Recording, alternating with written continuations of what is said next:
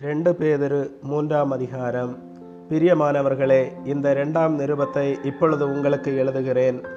பரிசுத்த தீர்க்கதரிசிகளால் முன் சொல்லப்பட்ட வார்த்தைகளையும் இரட்சகராயிருக்கிற கர்த்தருடைய அப்போஸ்தலராகிய எங்களுடைய கட்டளைகளையும் நீங்கள் நினைவு கூறும்படி இந்த நிருபங்களினால் உங்கள் உண்மையான மனதை நினைப்பூட்டி எழுப்புகிறேன்.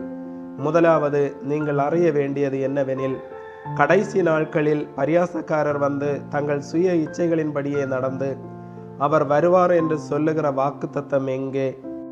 பிதாக்கள் நித்திரையடைந்த பின்பு சகலமும் சிருஷ்டிப்பின் தோற்றம் முதல் இருந்த விதமாய் இருக்கிறதே என்று சொல்லுவார்கள்.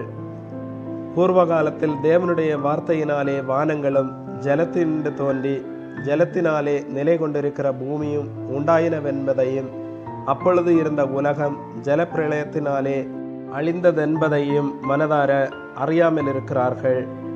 இப்பொழுது இருக்கிற வானங்களும் பூமியும் அந்த வார்த்தையினாலேயே அக்கினிக்கு இரையாக வைக்கப்பட்டு தேவ பக்தி இல்லாதவர்கள் நியாயம் தீர்க்கப்பட்டு அழிந்து போகும் நாள் வரைக்கும் காக்கப்பட்டிருக்கிறது.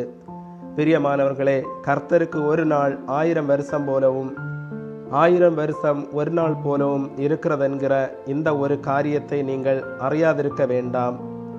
தாமதிக்கிறார் என்று சிலர் எண்ணுகிறபடி கர்த்தர் தமது வாக்கு தத்தத்தை குறித்து தாமதமாயிராமல் ஒருவரும் கெட்டு போகாமல் எல்லாரும் மனம் திரும்ப வேண்டும் என்று விரும்பி நம்மேல் நீடிய பொறுமையுள்ளவராயிருக்கிறார்.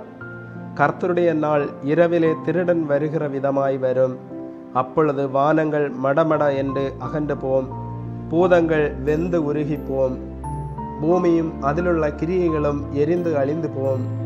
இப்படி இவைகளெல்லாம் அழிந்து போகிறதாய் இருக்கிறபடியால் நீங்கள் எப்படிப்பட்ட பரிசுத்த நடக்கையும் தேவ பக்தியும் உள்ளவர்களாய் இருக்க வேண்டும். தேவனுடைய நாள் சீக்கிரமாய் வரும்படிக்கு மிகுந்த ஆவலோடே காத்திருங்கள். அந்த நாளில் வானங்கள் வெந்து அழிந்து பூதங்கள் எரிந்து உருகிப்போம். அவருடைய வாக்கு தத்தத்தின்படியே நீதி வாசமாயிருக்கும். புதிய வானங்களும் புதிய பூமியும் உண்டாகும் என்று காத்திருக்கிறோம். ஆகையால் பிரியமானவர்களே, இவைகள் வர காத்திருக்கிற நீங்கள் கரையற்றவர்களும் பிழை இல்லாதவர்களுமாய் சமாதானத்தோடே அவர் சந்ததியில் காணப்படும்படி ஜாக்கிரதையாயிருங்கள்.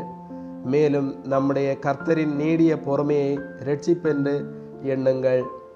நமக்கு பிரியமான சகோதரனாகிய பவுலும் தனக்கு அருளப்பட்ட ஞானத்தினாலே இப்படியே உங்களுக்கு எழுதியிருக்கிறான்.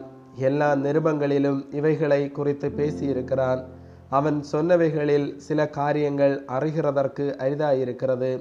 கல்லாதவர்களும் உறுதியில்லாதவர்களும் மற்ற வேத வாக்கியங்களை புரட்டுகிறது போல தங்களுக்கு கேடு வரத்தக்கதாக இவைகளையும் புரட்டுகிறார்கள். ஆதலால் பிரியமானவர்களே, இவைகளை முன்னமே நீங்கள் அறிந்திருக்கிறபடியால் அக்கிரமக்காரருடைய வஞ்சகத்திலேயே நீங்கள் எழுப்புண்டு உங்கள் உறுதியிலிருந்து விலகி விழுந்து போகாதபடிக்கு எச்சரிக்கையாயிருந்து நம்முடைய கர்த்தரும் இரட்சகருமாகிய இயேசு கிறிஸ்துவின் கிருபையிலும் அவரை அறிகிற அறிவிலும் வளருங்கள். அவருக்கு இப்பொழுதும் என்றென்றைக்கும் மகிமை உண்டாவதாக. ஆமேன்.